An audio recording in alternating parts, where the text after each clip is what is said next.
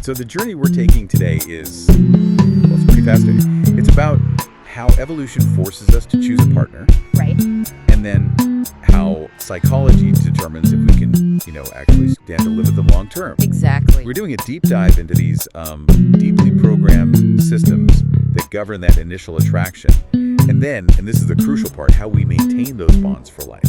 We pulled together some great sources, moving from hard biology right into emotional systems.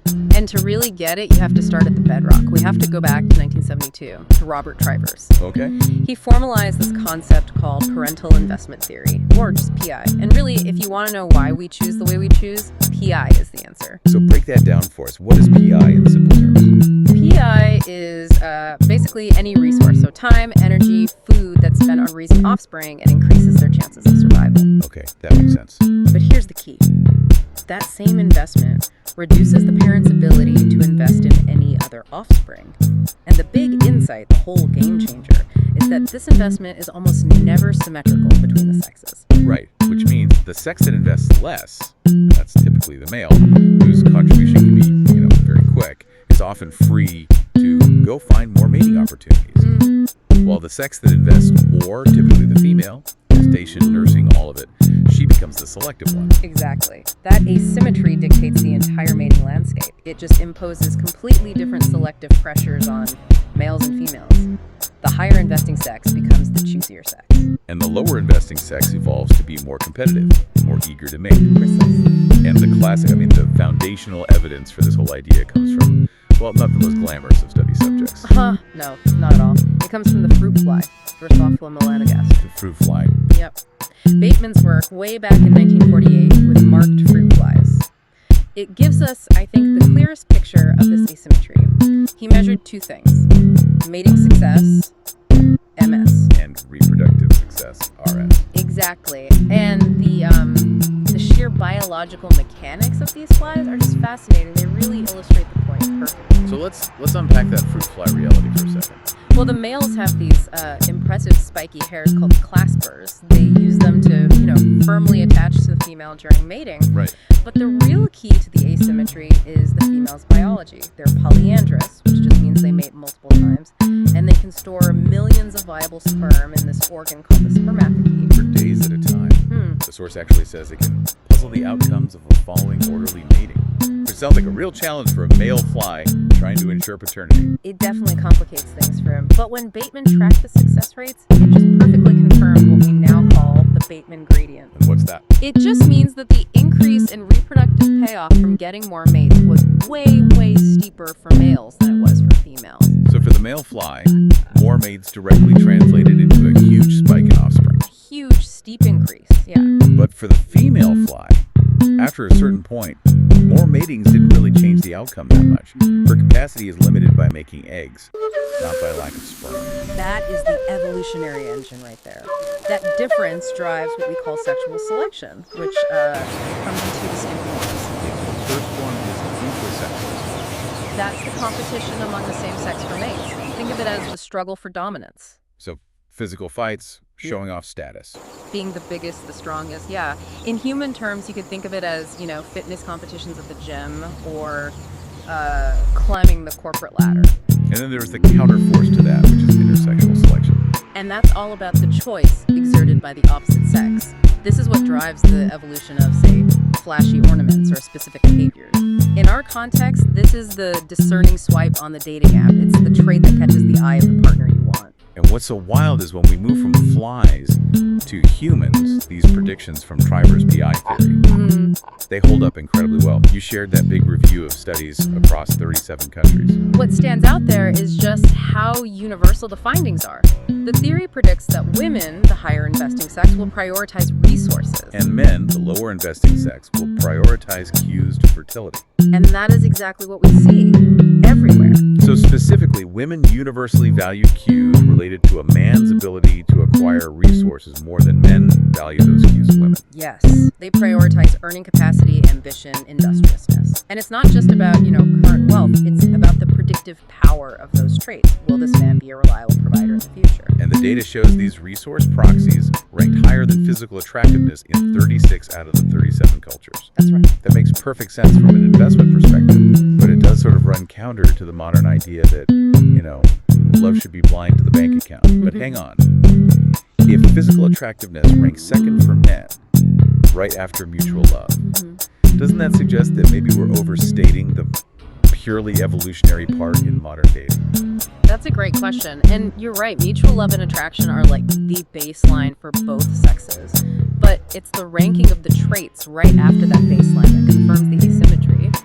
For men, the priority immediately shifts to physical attractiveness and youthfulness. Because those are reliable signals of health and fertility. Exactly. And the data gets so specific here, it's not just attractive. Yeah, the sources get into universal physical cues. They do. They point to the universal male preference for a very specific biometric, the 0.70 waist-to-hip ratio in women. The 0.7 WHR. Yes. And it's cited not just for aesthetics, but because it's a really reliable indicator that a woman's hormonal profile is optimized for reproduction. It's a physical sign of robust endocrinological status. So evolution gives us these baseline priorities, but our preferences aren't totally fixed. They shift based on what we're looking for. Correct. And that brings us to sexual strategies theory, which basically says context is everything. Are you looking for a short-term fling or a long-term partner? Your shopping list changes completely. And for short-term mating, the priorities really shift, especially for women. Oh, absolutely. In short-term contexts, women place a much higher value on so-called good genes cues. Things like physical attractiveness, upper body strength. Exactly. The logic there is, if there's no long-term commitment, the benefit of a short encounter is getting genetically superior material for potential offspring, without having to worry about who's going to provide for them. And men seeking short-term partners. Predictably, they're far less choosy. The investment cost for them is potentially very low. This also forces a distinction between necessities and luxuries in a partner. What do both sexes agree on? Kindness and intelligence. Those are the core necessities for pretty much everyone. The non-negotiables for a functional relationship. But then the trade-offs. And they reflect those deep asymmetrical pressures all over again. Attractiveness is basically a necessity for, gotta have those fertility cues. Right. And status and resources are a necessity for women. Gotta have that provision and security. Okay, this is where it gets really interesting for me. Because there's this huge gap, right? Between what people say they want and what they actually choose. It's massive. Yeah. Let's talk about that big study, the one with over 10,000 people.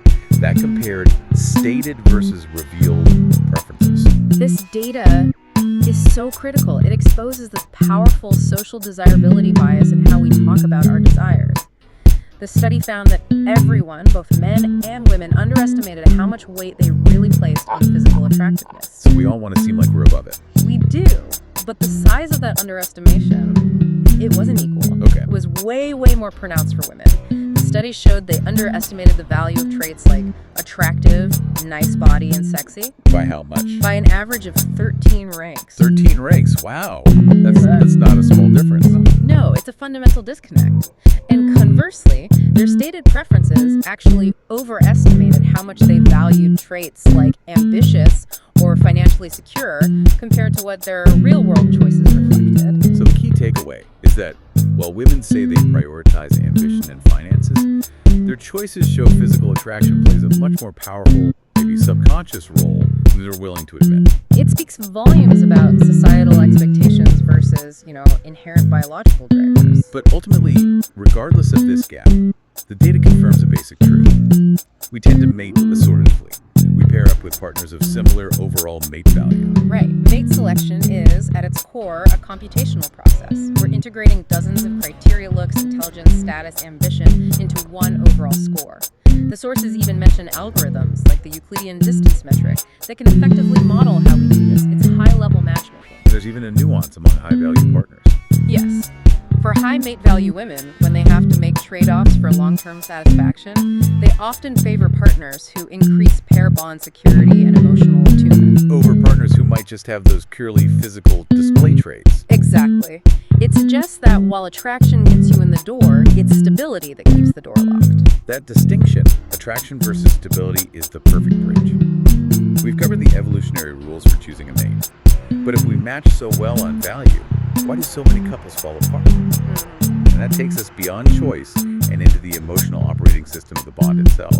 attachment theory. Right. Attachment theory shifts the focus completely. We're not talking about selection anymore. We're talking about how we maintain that emotional connection. It all started with John Bowlby, looking at how our earliest experiences with caregivers shape our expectations for all future relationships. And the quality of that early care, whether it's sensitive and responsive or, inconsistent and dismissive, that's what forms our internal working models, our IWMs. These IWMs are basically our mental templates. They hold our fundamental beliefs about our own self-worth, like, am I worthy of love?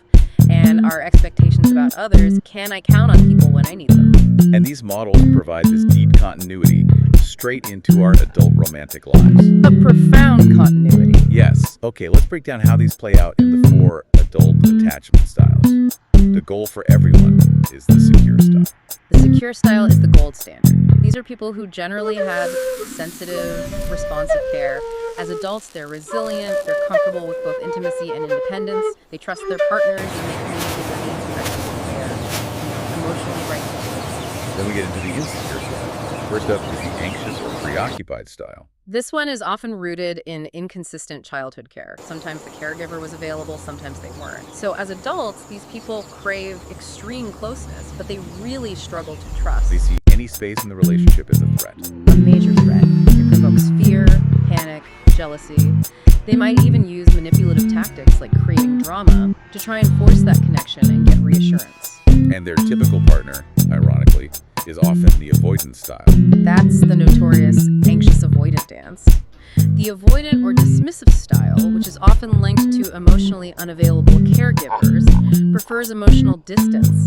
They learn to suppress their own needs for comfort, and they're just intensely wary of intimacy. So the avoidant partner pulls away when stressed, which confirms the anxious partner's deepest fear of being abandoned. Which causes the anxious partner to pursue even harder. Which confirms the avoidance fear of being smothered, so they pull away even more. It's a miserable, self-perpetuating cycle, and it's the most common dysfunctional pairing. And that brings us to the most complex style: disorganized or fearful avoidant. This style is rooted in a really chaotic childhood, where the caregiver was actually a source of alarm. The source of safety was also the source of fear. As adults, the romantic partner becomes the source of both intense desire and intense fear. They're unpredictable, they struggle to regulate their emotions, and they want closeness, but they don't feel safe receiving it. It's a terrible bind. So since these models can cause so much pain, especially for the insecure styles, how do therapists approach repairing this distress in relationships? Well, the most successful approach we have is emotionally focused therapy, or EFT, developed by Dr. Sue Johnson. It's so effective because it doesn't just focus on behavior, it gets to the underlying attachment needs that are being triggered in those conflicts. How does it work in practice? It helps couples stop that negative cycle by teaching them how to talk about their core fears and unmet needs instead of just reacting with anger or withdrawal. The whole process is about helping clients soften. To move from hostility to vulnerability. Exactly. To drop the aggressive demands and instead express the fear of loss or abandonment or feeling unworthy. And that shift is the pivot point for rebuilding security. It is. Because once that vulnerability is expressed safely, the partner can respond in a new, secure way. And that actually starts to rewrite that negative internal model. We even see this focus on security in parenting interventions, like the circle of security. Right, COS gives parents a visual map. It does. The circle shows the child's need for the parent to be a secure base. At the top of the circle, the parent watches over the child's exploration and supports their independence. At the bottom of the circle, the parent welcomes the child back in for comfort and protection. It helps parents see they're responsible for both the freedom to explore and the security of the harbor. So we've really bridged 2 massive fields today. Yeah. We saw how evolution sets the criteria for our initial attraction, that biological push for resources and fertility cues. And then we saw how attachment dictates the structure and really the satisfaction of the enduring bond. It's the emotional operating system that determines if that long-term investment is even sustainable. So here's something to chew on as you go. The source material shows that the higher metabolic rate in males, which is tied to aggression, competition, all that searching behavior, it actually increases their biological vulnerability to disease and shortens their lifespan compared to females. So if the evolutionary pressure on men literally shortens their lives, how does that inherent subtle biological climate subconsciously factor in to their willingness to commit to the high cost, high reward, emotional demands of a secure, lifelong attachment bond?